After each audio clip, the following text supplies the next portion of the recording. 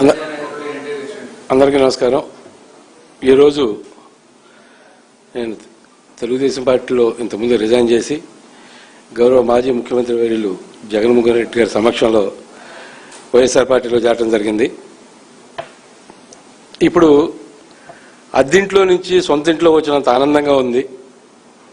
గత 12 సంవత్సరాలుగా నేను తెలుగుదేశం పార్టీలో అనేక పదవులు అనేక కార్యక్రమాలు నిర్వహించిన ఎక్కడైతే మనిషి ఆత్మగౌరవం దెబ్బతింటుందో అధికారాన్ని కూడా ఇంకా 3 సంవత్సరాలు అధికారం ఉన్నా అధికారాన్ని త్యజించి అధికారం ముఖ్యం కాదు, మనిషికి ఆత్మగౌరవం ముఖ్యం, ఆత్మాభిమానం ముఖ్యమనే ఉద్దేశంతో ఈ రోజున జగన్మోహన్ రెడ్డి గారి నాయకత్వం మీద నమ్మకంతో వైఎస్ఆర్సీపీ పార్టీ అగ్రశ్రేణి నాయకత్వం మీద ప్రేమతో ఈరోజు పార్టీలో చేరడం జరిగింది.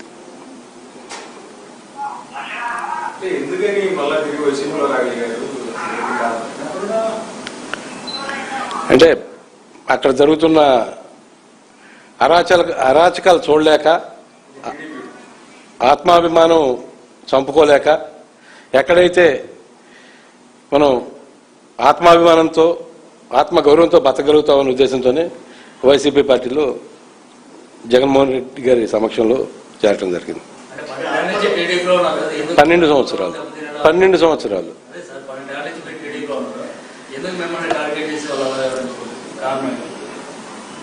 అంటే వాళ్ళు చేస్తున్న పనులు కరెక్ట్ కాదు అని చెప్పడమే నా తప్పేమో నాకు తెలియదు. ఇది కరెక్ట్ కాదు, ఇది ప్రజా సంక్షేమం, ప్రజా శ్రేయస్సు కాదు. మనం ప్రజలతో ఎప్పుడూ కలిసి ఉండాలి, ప్రజలకి ఇబ్బంది కలిగే పనులు చేయకూడదు అని చెప్పి అంటే వాయిస్ రేజ్ చేయటమే వాళ్ళకి ఇబ్బంది కలిగిందేమో అనుకుంటున్నాను నేను.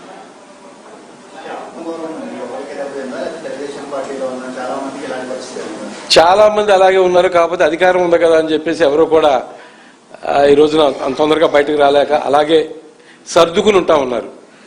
రాబో రోజుల్లో వలసలు విపరీతంగా ఉంటాయి.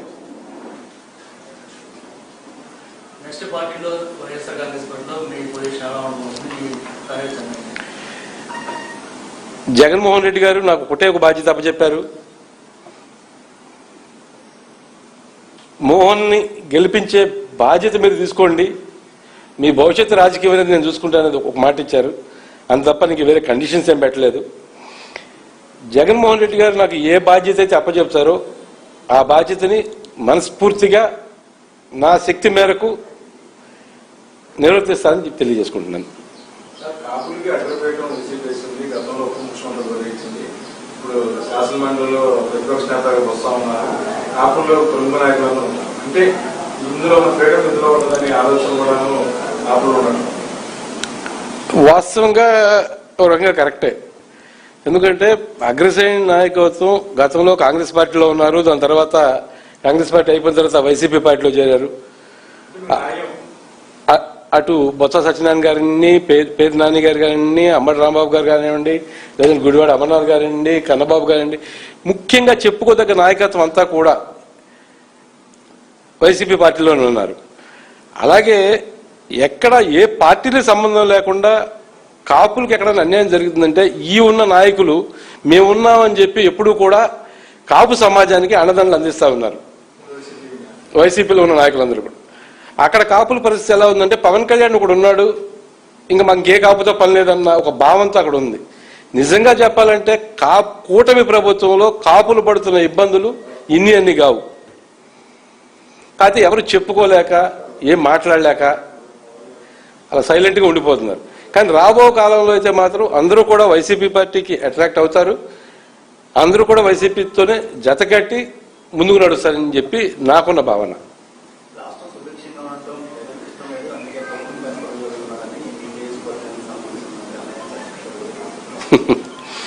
రాష్ట్రం సుభిక్షం అంటే సంక్షేమ పాలన అందించింది శ్రీ జగన్మోహన్ రెడ్డి గారు.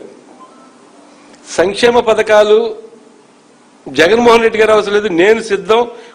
తెలుగుదేశంలో ఏ నాయకుడైనా ఇప్పుడున్న సంక్షేమాలు ఏంటి, ఆ రోజున జగన్మోహన్ రెడ్డి గారు అందించిన సంక్షేమాలు ఏంటి పేద ప్రజలకి చర్చకు సిద్ధమైతే రమ్మనండి. ఈరోజు ఏదో తెచ్చేసి డబ్బులు తెస్తున్నారు, ఎక్కడ పెడుతున్నారు ఎవరికి అర్థం కావట్లా.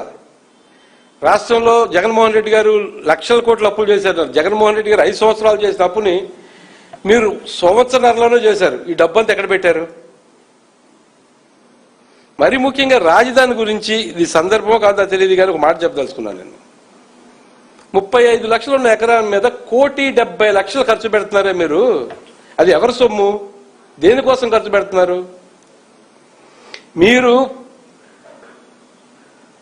అంటే ఆర్థికంగా బలమైన రాష్ట్రం అయితే ఎక్సెస్ సొమ్ము ఉంటే ఖర్చు పెట్టుకోవచ్చు. అప్పులు చేసి ఇది ఎలా ఉందంటే అప్పు చేసి పప్పు కూడా లాగా ఉంది. దాన్ని బిల్డప్ బాబాయ్ లాగా బిల్డప్లు ఇచ్చుకుంటున్నారు తప్ప వాస్తవ పరిస్థితుల్లో అయితే వేరే విధంగా ఉంది.